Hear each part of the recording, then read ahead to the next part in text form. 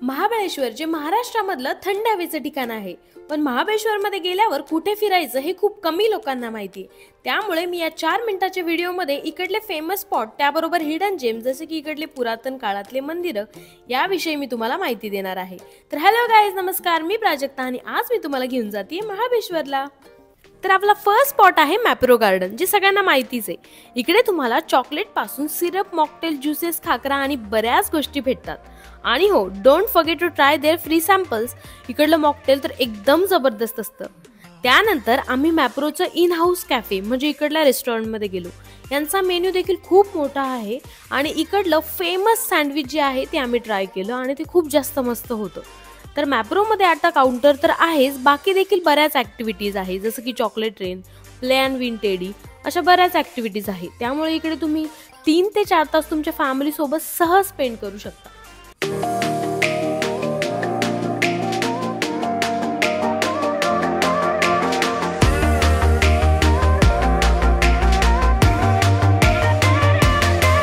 Second स्पॉटला आम्ही visit केलेलं जे होतं चीज फॅक्टरी, जे आता बऱ्यापैकी ट्रेंडिंगमध्ये आहे आणि रिसेंटली ओपन झालेलं आहे.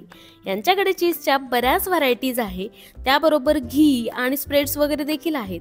इकडे काही शॉप्स आहेत ज्यामध्ये सोप, परफ्यूम, चॉकलेट्स वगैरे अशा गोष्टी आहेत आणि ते देखील बऱ्यापैकी एक्सपेन्सिव्ह आहेत. आम्ही इकडे एक सोप घेतलेली जी आपल्या खादी ब्रँड सारखी होती.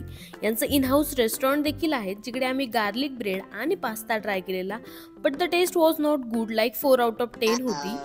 बाहेर यांनी व्हिंटेज गाड्या देखील लावलेल्या आहे. इकडे तुम्ही फोटोज वगैरे क्लिक करू शकता. आपला थर्ड स्पॉट आहे इको पॉइंट. हा मॅप्रो पासून 17 किलोमीटरवर आहे. इकडला व्ह्यू देखील खूप भारी आहे. तुम्ही टॅक्सी और तुमचे पर्सनल कार और बाईकने येऊ शकता. फोटोजसाठी बूथ वगैरे आहेत, त्याबरोबर इकडे फोटोग्राफर वगैरे देखील अवेलेबल आहे आणि व्ह्यू तर इतका वाव आहे. आम्ही आलो तेव्हा इकडे पाऊस सुरू होता, त्यामुळे धुकं देखील पडलेलं होतं. त्यामुळे इकडलं वातावरण जबरदस्त होतं.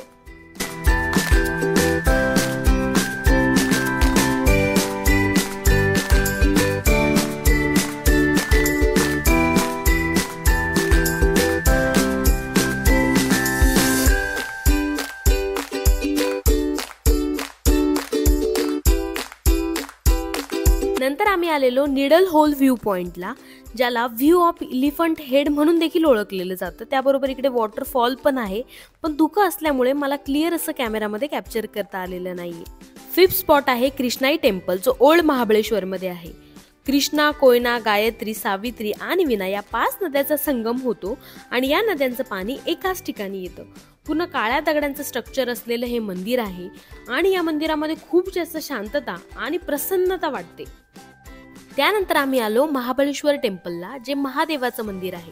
16th सेंचुरीमध्ये बांधलेलं हे मंदिर आहे. हे देखील खूप जास्त सुंदर आहे आणि आजूबाजूचा परिसर देखील खूप भारी आहे.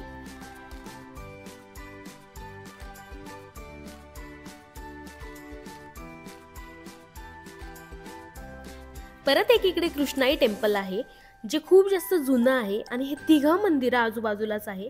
तर हे कृष्णाई टेम्पल महादेवाचं मंदिर आहे आणि हे टॉप ऑफ हिल लोकेटेड आहे. इकडनं तुम्हाला डोंगर, दऱ्या यांचा व्ह्यू दिसतो. खूप जबरदस्त असा व्ह्यू दिसतो आणि मंदिर तर अप्रतिम आहे. महाबळेश्वर टुरिस्ट स्पॉट आहेच, पण त्याचं मेन जे अट्रॅक्शन आहे ते आपले इकडले जुने मंदिरं. खूप जास्त सुंदर वाटणारे हे मंदिर आहे. आम्ही पावसाळ्यात आलेलो, त्यामुळे क्लिअर असं काही दिसत नव्हतं. खूप जास्त धुकं होतं, खूप भारी वाटत होतं. पण जर तुम्ही हिवाळ्यात जर व्हिजिट करत असाल तर तुम्हाला इकडनं जबरदस्त असा व्ह्यू दिसेल.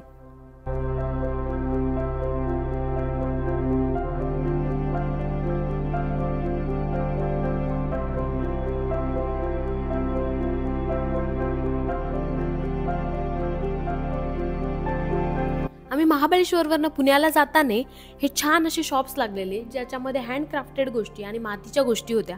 जर तुम्हाला ह्या गोष्टी आवडत असेल तर तुम्ही इकडनं बाय करू शकता. छानपैकी आम्ही एका कॅफेमध्ये ब्रेकफास्ट केलेला आणि निघालेलो पुण्याला. तर होप सो तुम्हाला माझा हा व्हिडिओ आवडला असेल. जर तुम्हाला माझा व्हिडिओ आवडला तर लाईक करा.